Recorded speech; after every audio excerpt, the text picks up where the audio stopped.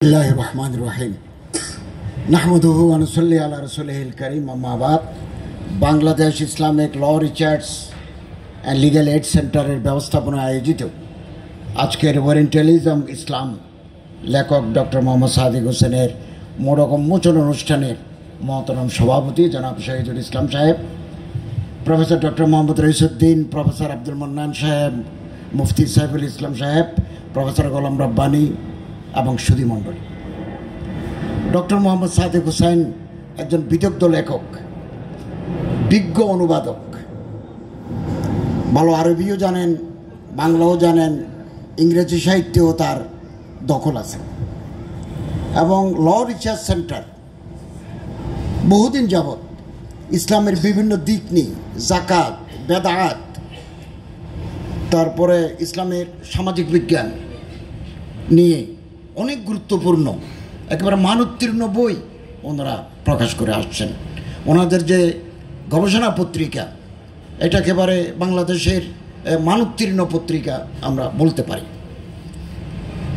এবং এই ধারাবাহিকতায় তারা ওরিয়েন্টালিজম এবং ইসলাম ডক্টর সাদিক হোসেন লিখিত যে বইটি বের করেছেন, এটা বাংলা সাহিত্যে একটা নতুন মাত্রা যোগ করেছে। আমি প্রতিষ্ঠানকে, বিশেষ করে নির্বাহী পরিচালক জনাব শহীদুল ইসলামকে আন্তরিক মোবারকবাদ জানাই। ওরিয়েন্টালিজম, প্রাচ্যবাদ, এটা কেবল খারাপ দিক আছে এমন নয়, এটার ইতিবাচক দিকও আছে, তবে নেতিবাচক দিকটা বেশি। সিরাত বিশ্বকোষ যার ইসলামিক ফাউন্ডেশন থেকে বেরিয়েছে, ওখানে একটা খণ্ড আছে মার্গুলিয়াসের, ডক্টর মোহর আলীর একটা ইংরেজি বইয়ের অনুবাদ, আমারও কিছু অনুবাদ আছে ওখানে। মার্গুলিয়াস একজন ওরিয়েন্টালিস্ট।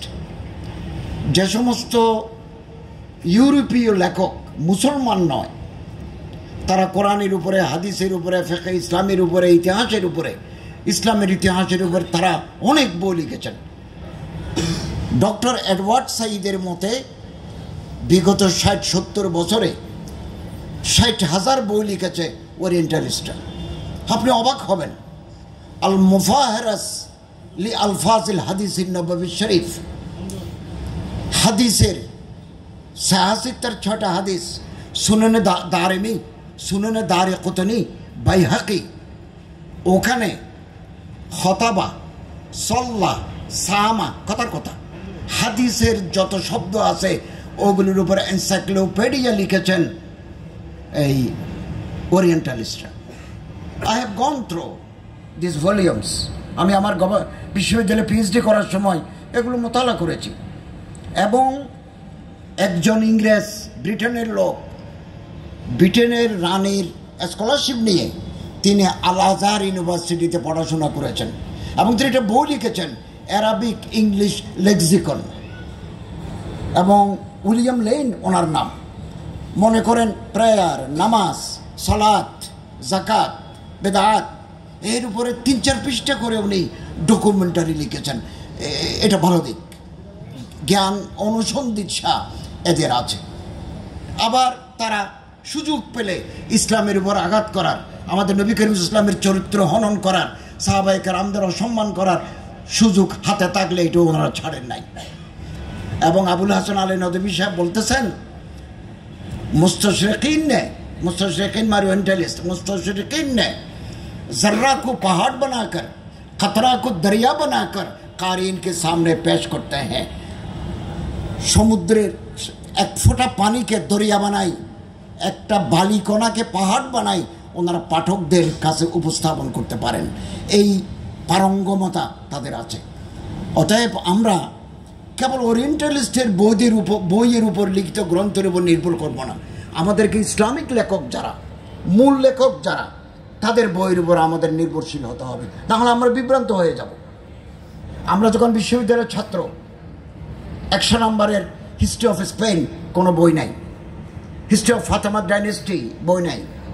এখন আলহামদুলিল্লাহ 20-30 বছরের ভিতরে ডক্টর সাল্লাবি সহ এই আরও অনেক আরবের বিজ্ঞ লেখক, আরবি লেখক এবং অ্যারাবিক সোর্স থেকে এই ফাতেমি ইতিহাস, স্পেনের ইতিহাস, তুর্কির ইতিহাস তারা সমৃদ্ধ করেছেন। বাংলা এগুলো তর্জমা হয়েছে এবং এই বই মেলায় আপনি অনেক গুরুত্বপূর্ণ বই পাবেন যারা আরবদের লেখা, এবং এগুলো অনুবাদ প্রাজ্ঞ অনুবাদক দিয়ে অনুদিত হয়ে আমাদের মার্কেটে চলে এসেছে।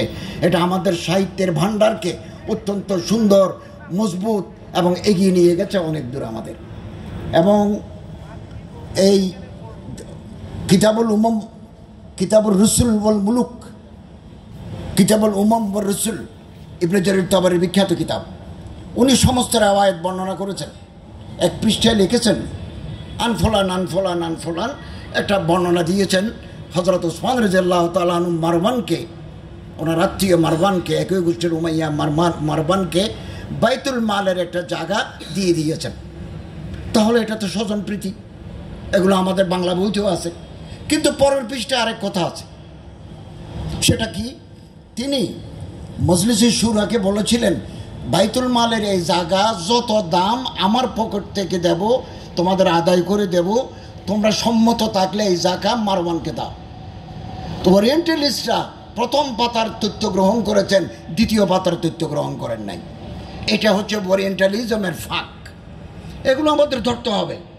আমরা কয়জন বিশ্ববিদ্যালয়ের শিক্ষক, কয়জন আমরা আলেম, বেদ জানি, উপনিষদ জানি, শ্রীমদ্ ভগবত গীতা জানি, কজন ত্রিপিটক জানি, কজন বাইবেল পড়তে পারি, কয়জন জুদাইজম সম্পর্কে জানি। We have no knowledge in this field at all. থাকলেও মুকাররাতুল আদিয়ান একটা সাবজেক্ট আমাদের এখানে আছে, ওটা আমরা গতানুগতিকভাবে পড়াই। তারপরেও বিশ্ববিদ্যালয়ে এই সাবজেক্টগুলো আছে। এমনকি ওরিয়েন্টালিজম আমি যখন এই সরকারি দায়িত্ব নেওয়ার আগে আন্তর্জাতিক ইসলামী বিশ্ববিদ্যালয়ের প্রফেসর ছিলাম, ওখানে আমি দেখেছি ওরিয়েন্টালিজমের উপরে তাদের একটা 100 নম্বরের কোরআনিক সায়েন্স অ্যান্ড ইসলামিক স্টাডিজে 100 নম্বরের পাঠ আছে। এবং ডক্টর জাহেদ সাহেব ঢাকা বিশ্ববিদ্যালয়ে সাবজেক্টের উপরে পিএইচডি করেছেন আরবি ভাষায়। উনি একটা বইও লিখেছেন, আমি ওখানে ওনার জীবনে লিখেছি। বিশ্ববিদ্যালয় পর্যায়ে এগুলো আছে। আমাদের আলেমদেরকে, ইসলামিক স্কলারদেরকে অন্যান্য ধর্মের উপরে পড়াশোনা করতে হবে। আল্লাহ তাআলা আমাদের সবাইকে আরও বেশি জ্ঞান অন্বেষণ করার এবং এই জাতীয় বইগুলো বেশি করে পড়ার তৌফিক আল্লাহ তাআলা আমাদের দান করুন। আমিন। ওয়া আখিরু দাওয়ানা আলহামদুলিল্লাহি রাব্বিল আলামিন।